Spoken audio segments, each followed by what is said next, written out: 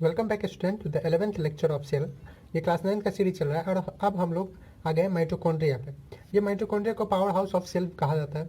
ठीक है, इससे पहले हम लोग क्लोरोप्लास्ट के बारे में, प्लास्टिक के बारे में पूरा पढ़ चुके हैं और वहाँ पे हम लोग पढ़े थे क्लोरोप्लास्ट को किचन ऑफ सेल कहा जाता था क्योंकि वहाँ पे खाना बनाता था, वो फोटोसिंथेसिस करता था। अब खाना बन गया, उसे एनर्जी भी तो पाना है। पावर हाउस से क्या आता है? Electrical energy. आप जनरल वर्ड में बोले तो पावर हाउस का जो इलेक्ट्रिकल पावर हाउस होता है वहाँ से इलेक्ट्रिकल एनर्जी आता है। यहाँ पावर हाउस ऑफ सेल है, मतलब यहाँ से एनर्जी आएगा अलग अलग डिफरेंट काम करने के लिए। तो पहले समझते हैं माइटोकॉन्ड्रिया आया कहाँ से। देखिए यहाँ पे दो वर्ड है, एक है माइटो, ठीक है, माइटो का मतलब होता है थ्रेड और एक होता है कॉन्ड्रियम। कॉन्ड्रियम का मतलब होता है कॉन्ड्रियम का मतलब होता है ग्रेन्यूल, जो ग्रेन होता है, ग्रेन जैसा स्ट्रक्चर वही। तो रियली में आप जब इसका स्ट्रक्चर देखेंगे तो कुछ कुछ वैसा ही लगता है। ऑफकोर्स इसका कोई फिक्स शेप नहीं है, मैं भी बता दूं, फिर भी ठीक है। इसका जब स्ट्रक्चर देखेंगे अंदर में एक फोल्डिंग जैसे रहता है तो वो आपको धागा जैसे दिखेगा, धागा जैसा, इसीलिए इसका ऐसा नाम पड़ा। चलिए थोड़ा आगे बढ़ते हैं और समझते हैं। पहले जैसे हम लोग का सीक्वेंस था कि पहले इसको डिस्कवर कौन किए, तो इसको डिस्कवर रुडोल्फ कोलिकर किए। तो डिस्कवर्ड बाय कॉलिकर बोल सकते हैं, डिस्कवर्ड बाय कॉलिकर।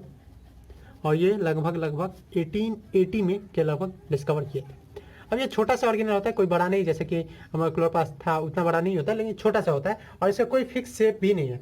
ठीक है, तो इसके समझ लीजिए इट हैज़ वेरिंग शेप। हर एक सेल में, अलग अलग सेल में अलग अलग तरह का इसका शेप होता है। It is varying shape. मैं आप लोगों को लग रहा है साइज़ का बात नहीं कर रहा है, क्योंकि साइज़ में हर एक में अलग अलग होता है। इसमें 0.2 मीटर से 2 मिलीमीटर, तो वो याद करना अजीब है और हमारे हिसाब से रटने वाला चीज़ है, इसलिए मैं वो नहीं बता रहा हूँ। किस सेल में शेप के बारे में बता दे रहा हूँ, साइज़ के बारे में किसी में नहीं बता रहा। इट हैज़ वेरिंग शेप, इसका अलग अलग शेप होता है और वो शेप हो सकता है इसका रॉड हो, ठीक है, यानी एक रॉड हो, सिलेंड्रिकल हो, सिलेंडर जैसा हो, ठीक है, सिलेंडर रॉड लगभग एक ही है, ठीक है, सिलेंड्रिकल रॉड हो, स्फेरिकल भी हो सकता है और भी अलग अलग तरह के सेल ये शेप हो सकता है। ओके, ये तो समझिए। अब देखिए हर एक माइटोकॉन्ड्रिया के पास दो मेम्ब्रेन होता है। मैं इसका फिगर बना लेता हूँ, उसके बाद फिर से आप रिज्यूम करता हूँ क्लास। ये एक स्ट्रक्चर है, आपको अच्छा है फिगर दिख रहा होगा, डायग्राम मैंने एक रफ अपने काम के लिए बनाया हुआ है। ये एक माइटोकॉन्ड्रिया आप बोल सकते हैं, माइटोकॉन्ड्रिया। और ये माइटोकॉन्ड्रिया कैसा होगा? रॉड शेप का होगा। इसका मैं समझ लीजिए इसको क्या किया हूँ, बीच से कट किया हुआ, ये एक सेक्शन है, बस उसका बीच वाला सेक्शन है। इसमें देखिए ये है आउटर मेम्ब्रेन इसका, जैसे मैंने आपको बताया इसका दो मेम्ब्रेन होता है, तो एक आउटर मेम्ब्रेन और इनर मेम्ब्रेन जो है वो ऐसे नहीं रहता है, ऐसे और ऐसे जैसे क्लोरोप्लास्ट में ऐसे नहीं होता है। ये inner membrane twist and turn किया हुआ है, मतलब कह सकते हैं फोल्डेड है। ये जो है ये है इनर मेम्ब्रेन। और इनर मेम्ब्रेन कैसा है इसका? तो इनर मेम्ब्रेन फोल्डेड है। कैसा है? फोल्डेड। जिसकी कहानी ये देखिए थोड़ा थोड़ा धागा जैसे निकला है, इसलिए इसका नाम भी है माइटोकॉन। तो इनर मेम्ब्रेन कैसा रहता है? फोल्डेड, ठीक है, फोल्डेड रहता है।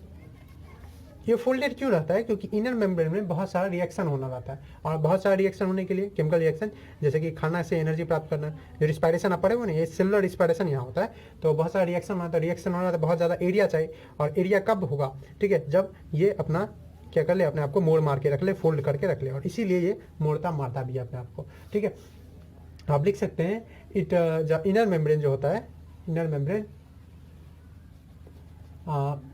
फोल्ड इटसेल्फ, अपने आप को फोल्ड करता है, ठीक है, अपने आप को फोल्ड करता है तो increase its surface area. Increase करने के लिए क्या चीज़? सरफेस एरिया को, ठीक है। सरफेस एरिया बहुत बार बढ़ जाता है, आउटर मेम्ब्रेन के कंपेरिजन में बहुत ज़्यादा होता है, जिसके कारण बहुत सारे केमिकल रिएक्शन इजीली हो जाते हैं, जगह मिल जाता है उनको for to increase its surface area. Okay, बाहर वाला मेम्ब्रेन जो होता है वो पोरस होता है इसका, ठीक है। और भी इसमें बहुत सारा चीज़ है, जैसे ये आपको दिख रहा है डॉट डॉट जैसे, ये राइबोसोम है, यानी इसमें भी राइबोसोम है क्या? क्लोरोप्लास्ट के जैसे? जी हाँ, इसमें भी राइबोसोम है। ये जो आपको एक दिख रहा है ये डीएनए का मॉलिक्यूल है, डीएनए मटेरियल है, तो इसके पास भी डीएनए का मटेरियल है या डीएनए का मॉलिक्यूल है और कुछ, ठीक है जी। और भी बहुत सारा चीज़ है, जैसे इसमें जो इनर फोल्डेड स्ट्रक्चर है इसको कहा जाता है क्रिस्टे, ठीक है, या क्रिस्टा, ठीक, क्या बोलते हैं? क्रिस्टा। तो ये फोल्ड्स जो है, दीज फोल्ड्स, इसी फोल्ड्स को क्या बोलते हैं? क्रिस्टा। तो ये क्रिस्टा क्या, अगर डिफाइन करना हो तो हम लोग कैसे डिफाइन करेंगे? तो cristae are folds of inner membrane. Inner membrane के जो फोल्ड्स है, किससे? इनर मेम्ब्रेन, तो माइटोकॉन्ड्रिया का, इसी को क्या बोलते हैं? क्रिस्टा, ये जो फोल्डेड है। और छोटा छोटा बीच में राउंड बॉडी भी मिलेगा यहाँ पे, अगर मैं अच्छे से बनाऊँ, आपको फिगर में अच्छे से दिख रहा होगा, ये राउंड जो है, इसको भी एक नाम दिया जाता है, इसको बोला जाता है ऑक्सीसोम। क्यों बोला जाता है आप उतना डिटेल में लीजिए, यहाँ पे ऑक्सीजन से रिलेटेड काम है, ठीक है, ऑक्सीडेटिव रिएक्शन होता है, इसलिए ऑक्सीसोम बोला जाता है। सोम मतलब बॉडी होता है, ऑक्सी मतलब ऑक्सीजन से हुआ, ठीक है। तो आपको उतना डिटेल में नहीं जाना है और ना ही आपको इतना मतलब रखना है इसे। F1 पार्टिकल भी, इसको कभी कभी F1 पार्टिकल्स भी कहा जाता है, ठीक है, रिएक्शन के कारण ऐसा नाम है इसका, ऑक्सीसोम है। ये ऑक्सीसोम स्मॉल राउंडेड बॉडी है, ठीक है, छोटे छोटे पार्टिकल है, स्मॉल राउंडेड, सोम मतलब होता ही है बॉडी, स्मॉल राउंडेड बॉडी है किस पे, क्रिस्टे पे, ऑन क्रिस्टे, इसी को क्या बोलते हैं, इसी को बोला जाता है ऑक्सीसोम या फोन पार्टिकल। जो इनर पार्ट है, ये भरा रहता है एक लिक्विड से, जैसे कि उसमें था, उसमें भी मैट्रिक्स था, उस मैट्रिक्स को क्या बोलते थे, क्या कीजिए तो, जो क्लोरोप्लास्ट में मैट्रिक्स था उसको क्या बोलते थे, हाँ उसको स्ट्रोमा बोलते थे। उसी तरह से यहाँ भी एक मैट्रिक्स होता है और उस मैट्रिक्स को क्या बोलेंगे, मैट्रिक्स ही बोलते हैं। यहाँ पे जो लिक्विड चीज़ है उसको मैट्रिक्स ही बोला जाता है। तो वो मैट्रिक्स अगर आपको बोलना चाहिए मैट्रिक्स क्या है, तो ये मैट्रिक्स लिक्विड जेल लाइक है, लिक्विड जेल लाइक सब्सटेंस है जो क्या करता है, फिल करता है माइटोकॉन्ड्रिया को, भरता है, जैसे साइटोप्लाज्म सेल को भरता है वैसे, विच फिल्स द माइटोकॉन्ड्रिया को भरने का काम करते हैं। ओके, अब देखिए राइबोसोम भी है इसके पास, डीएनए भी है, तो क्या इसको भी हम कह सकते हैं कि ये एक सेल्फ ऑटोनोमस स्ट्रक्चर है, तो हाँ, yes it is also called self autonomous structure. Again reason वही है, because it has its own DNA material and ribosome, so it can live independently, so it is also called self autonomous. आपको अच्छे से समझना है self autonomous क्या होता है, तो पिछले लेक्चर आप देख सकते हैं, सेल्फ ऑटोनोमस स्ट्रक्चर कहा जाता है। ओके ठीक, अब ये किस किस में नहीं रहता है, तो कुछ बैक्टीरिया हैं, ठीक है, कुछ बैक्टीरिया हैं उनमें, और एडेड ब्लड सेल में, तो in RBC and some bacteria, कुछ बैक्टीरिया में डोंट हैव माइटोकॉन्ड्रिया। ओके, अब देखिए इनर मेम्ब्रेन में जो फिंगर लाइक स्ट्रक्चर, आपको ये थोड़ा थोड़ा लग रहा होगा, फिंगर लाइक फोल्डेड स्ट्रक्चर जो है, फोल्ड किया हुआ, ठीक है, यहाँ पे क्या होता है, तो यहाँ पे रिस्पायरेशन होता है, ठीक है, और रिस्पायरेशन से क्या होता है, एनर्जी निकलता है, और उस एनर्जी का काम होता है एक मॉलिक्यूल बनाने के लिए, ठीक है, और वो मॉलिक्यूल एटीपी हम लोग बोलते हैं, एक और मॉलिक्यूल होता है एटीपी, उसको बनाने के लिए, ठीक है। अब मेन आते हैं इसके फंक्शन पे, और यही इसका मेन इंपॉर्टेंट पार्ट है, इसको पावर हाउस क्यों बोलते हैं, और भी एटीपी क्या है, इस सब के बारे में जानते हैं, ठीक है। तो इसके फंक्शन में आगे तो देखिए माइटोकॉन्ड्रिया, जैसे हमारा क्लोरोप्लास्ट था फोटोसिंथेसिस का साइट, वैसे माइटोकॉन्ड्रिया में क्या होता है, तो mitochondria, in mitochondria cellular respiration happens. अब आपको थोड़ा मोड़ा आइडिया तो होना चाहिए रिस्पिरेशन का। रिस्पिरेशन में सिंपली ऑक्सीजन कंबाइन होता है फूड के साथ, फूड सब्सटेंस के साथ, और उसको ऑक्सीडाइज करके, मतलब ऑक्सीजन उसके साथ मिलकर कार्बन डाइऑक्साइड और एनर्जी प्रोड्यूस करता है, तो उसी रिस्पिरेशन, उसको रिस्पिरेशन बोलते हैं। चूंकि ये सेल में होता है, और सेल में भी कहा माइटोकॉन्ड्रिया में हो रहा है, आपको अब समझ में आ रहा है, तो इसलिए इसको सेलुलर रिस्पिरेशन भी कहा था। तो in mitochondria cellular respiration happen, cellular respiration happen होते हैं। हाँ देखिए, अब सेलुलर रिस्पिरेशन में होता क्या है, तो ऑक्सीजन का यूज होता है, जिससे कि कार्बोहाइड्रेट जैसे ग्लूकोज है उसको कार्बन डाइऑक्साइड और एनर्जी में बदलने के लिए। एक एग्जांपल मैं आपको दे दूं, जैसे C6H12O6 है, ये ग्लूकोज है, ग्लूकोज के साथ ऑक्सीजन कंबाइन करता है, ठीक है, माइटोकॉन्ड्रिया में ही, और उससे कार्बन डाइऑक्साइड, ठीक है, और वाटर, और उसके साथ साथ क्या निकलता है, एनर्जी, ठीक। अब देखिए ये जो एनर्जी निकला उसका कुछ पोर्शन, कुछ तो काम होगा, अलग अलग काम होगा, उसका कुछ पोर्शन जो है वो एटीपी एक मॉलिक्यूल बनाता है, ठीक है। तो इस एनर्जी का सम अमाउंट ऑफ एनर्जी, या अच्छे बोले सम पोर्शन ऑफ एनर्जी, उसका क्या यूज होता है, एक मॉलिक्यूल बनाने के लिए energy is use to form a molecule.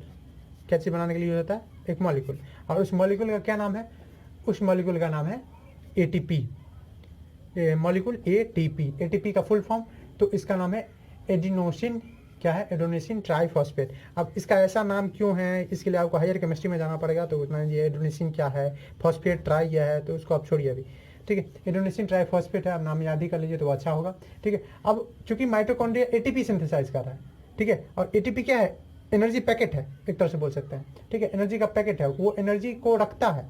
जैसे हम लोग को के पास पैसा होता है, और उस पैसे से हम लोग चलते हैं, कुछ खरीदते हैं, ठीक है, कहीं ट्रेवल करते हैं, उसी तरह से सेल के अंदर में जो हमारा जैसे करेंसी है रुपया, वैसे ही इसका करेंसी है, सेल का करेंसी है क्या, एटीपी। एटीपी ही एनर्जी लेके घूमता है, जब भी एनर्जी का काम होता है एटीपी को बुलाया जाता है, जैसे हम लोग पैसा लेके घूमते हैं वैसे ही एटीपी। तो इसीलिए ATP works as a money, ठीक है, एज ए मनी के रूप में काम करता है, as a money inside the cell.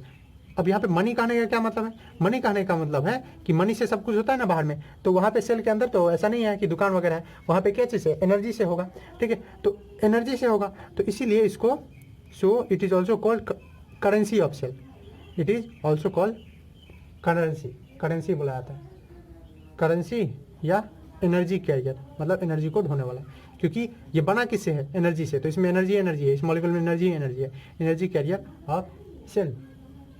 ठीक, अब देखिए ये तो समझे एनर्जी होता है, एनर्जी का किया जाता है, एटीपी में एनर्जी रहता है।